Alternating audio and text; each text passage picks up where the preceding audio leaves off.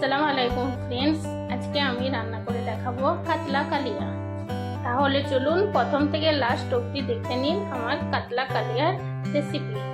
এখানে আমি কাতলা মাছ কেটে খুব ভালো করে ধুয়ে নিয়েছি। এবার আমি এর মধ্যে অ্যাড করব পরিমাণ মতো লবণ,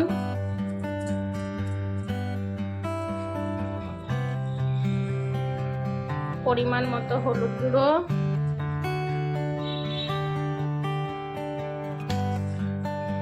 আর দিয়ে দেবো কিছুটা পরিমাণ আদা রসুনের পেস্ট,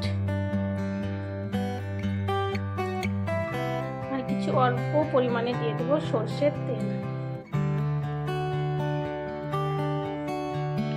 এটা আমি এবার খুব ভালো করে ম্যারিনেট করে নেব। দেখুন মাছগুলো আমার খুব ভালো করে ম্যারিনেট করে নেওয়া হয়ে গেছে। এবার আমি সব মাছগুলো ভেজে নিব।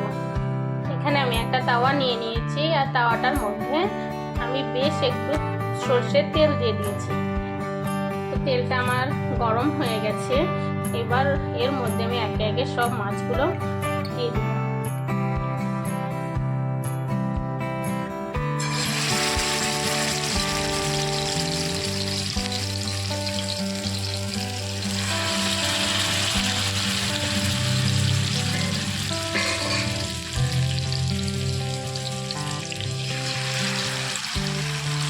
গুলো আমি এপিট ওপিট করে খুব ভালো করে ভেজে নিব। দেখুন মাছগুলো খুব ভালো করে ভেজে নেওয়া হয়ে গেছে। এবার আমি রান্নাটা করে নিব। দেখুন এখানে আমি একটা কড়াই নিয়ে নিয়েছি, আর কড়াইয়ের মধ্যে আমি মাছের ভেজে রাখা তেলটাই এখানে নিয়ে নিয়েছি। এবার আমি অ্যাড করব এখানে একটা তেজপাতা, 3টে লবঙ্গ, 3টে এলাচ, একটা দারচিনি। এবার আমি এগুলো হালকা করে একটু ভেজে নিব।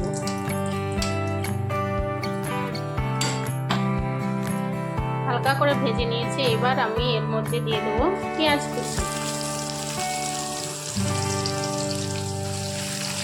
পেঁয়াজটা এখানে খুব ভালো করে ভেজে নিব, লাল লাল করে।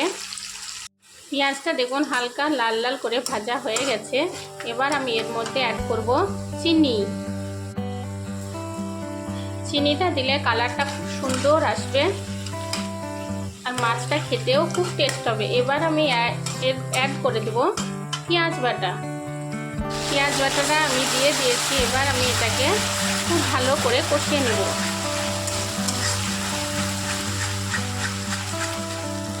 দেখুন পেঁয়াজ থেকে একদম তেল ছেড়ে দিয়েছে। তো পেঁয়াজটা আপনারাও যতক্ষণ না তেল ছাড়ছে ততক্ষণ অবধি ভেজে নেবেন। দেখুন পেঁয়াজ থেকে একদম তেল ছেড়ে দিয়েছে। এবার আমি এর মধ্যে অ্যাড করব আদা রসুন কাঁচা লঙ্কা পেস্ট। আমি একসঙ্গে 3টে পেস্ট করে নিয়েছি, ওটাই অ্যাড করে দিব। দেখুন আদা রসুন কাঁচা লঙ্কা পেস্ট আমি দিয়ে দিয়েছি। এটাকেও আমি এবার খুব ভালো করে কষিয়ে নেব যতক্ষণ না অবধি তেল ছাড়ছে। দেখুন খুব ভালো করে তেল ছেড়ে দিয়েছে। এবার আমি এর মধ্যে সব মশলাগুলো অ্যাড করে দিব। আমি এখানে দেবো কালারের জন্য কাশ্মীরি লঙ্কার গুঁড়ো,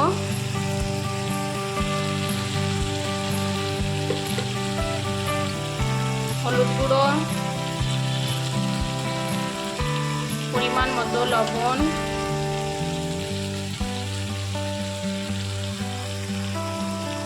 জিরের গুঁড়ো। এটাও আমি খুব ভালো করে কষিয়ে নেব যতক্ষণ না অবধি তেল ছাড়ছে। সব মশলা থেকে খুব ভালো করে তেল ছেড়ে দিয়েছে। এবার আমি এর মধ্যে দিয়ে দেব টমেটো পেস্ট। এটাও আমি খুব ভালো করে নাড়াচাড়া করে নেব যতক্ষণ না অবধি তেল ছাড়ছে। কোন মশলা থেকে খুব ভালোভাবে তেল ছেড়ে দিয়েছে। এবার আমি এর মধ্যে অ্যাড করব টক দই। এটাকেও আমি খুব ভালো করে নাড়াচাড়া করে নেব। আপনারা যখন টক দইটা দিবেন তখন গ্যাসের ফ্লেমটা লো ফ্লেমে রাখার চেষ্টা করবেন, না হলে দইটা ফেটে যাওয়ার সম্ভাবনা থাকে। কোন মশলা থেকে তেল ছেড়ে দিয়েছে। এবার আমি এর মধ্যে অ্যাড করে দেব পানি।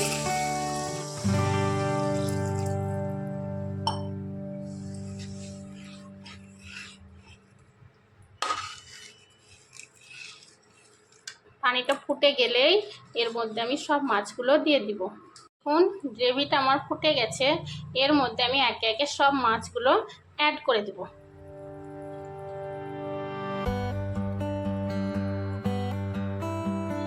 সব মাছগুলো আমি দিয়ে দিয়েছি। এবার আমি এটাকে 5 মিনিট রান্না হতে দিব। এখন রান্নাটা আমার প্রায় অলমোস্ট হয়েই গেছে। এবার এর মধ্যে আমি একটু দিয়ে দিব ঘি আর দিয়ে দেব গরম মশলার গুঁড়ো,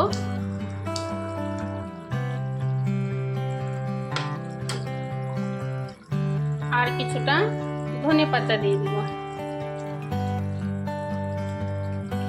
এবার আমার রান্নাটা পুরো রেডি হয়ে যাবে।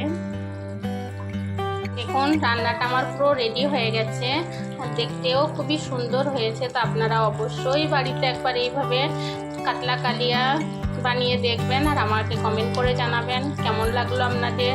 আমার রান্না ভালো লাগলে আমার চ্যানেলে লাইক শেয়ার করে দিবেন।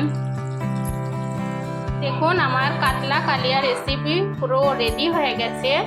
তো আমার কাছে আরও নতুন নতুন রান্না পাওয়ার জন্য আমার চ্যানেলটিকে প্লিজ সাবস্ক্রাইব করে দিবেন। খোদা হাফেজ।